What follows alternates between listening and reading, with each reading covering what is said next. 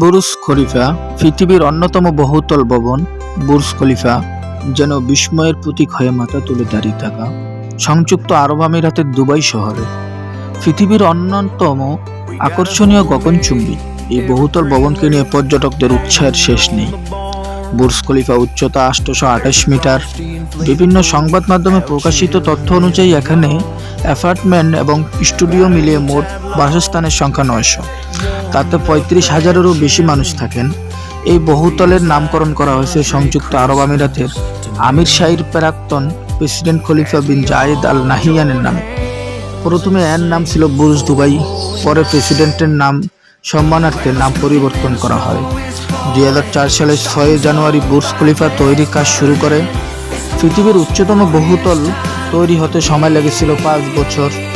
2009 সালের 1 October Burj খলিফার নির্মাণ কাজ সম্পূর্ণ হয়। একে পৃথিবীর উচ্চতম বহুতল ভবন হিসাবে ঘোষণা করা হয়। 2010 সালের 4 জানুয়ারি আনুষ্ঠানিকভাবে এই বহুতল উদ্বোধন করা হয়। বুর্জ খলিফার মধ্যে রয়েছে মোট 4টি সুইমিং পুল, একটি বহুতলের 43 তলায়, আরও একটি 74 তলায়। পৃথিবীর উচ্চতম আউটডোর অবজারভেশন ডেক রয়েছে বুর্জ খলিফার 148 তলায়। 555 মিটার উঁচু এই জায়গাটি পর্যটকদের আকর্ষণের কেন্দ্রবিন্দু। দুবাই শহরটিকে ছবির মতো দেখায়। এখান থেকে বুর্জ খলিফা থেকে 153 কিলোমিটার দূরে ইরানের সমুদ্র উপকূল ও এখান থেকে দেখতে পান পর্যটকরা। পৃথিবীর এই উচ্চতম বহুতল ভবন থাকার খরচ অবশ্য কম নয়।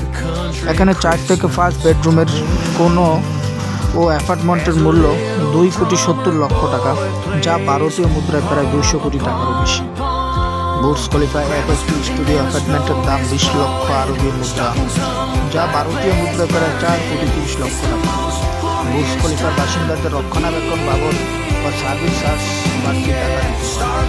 অ্যাপার্টমেন্ট আকারের উপর নির্ভর করে।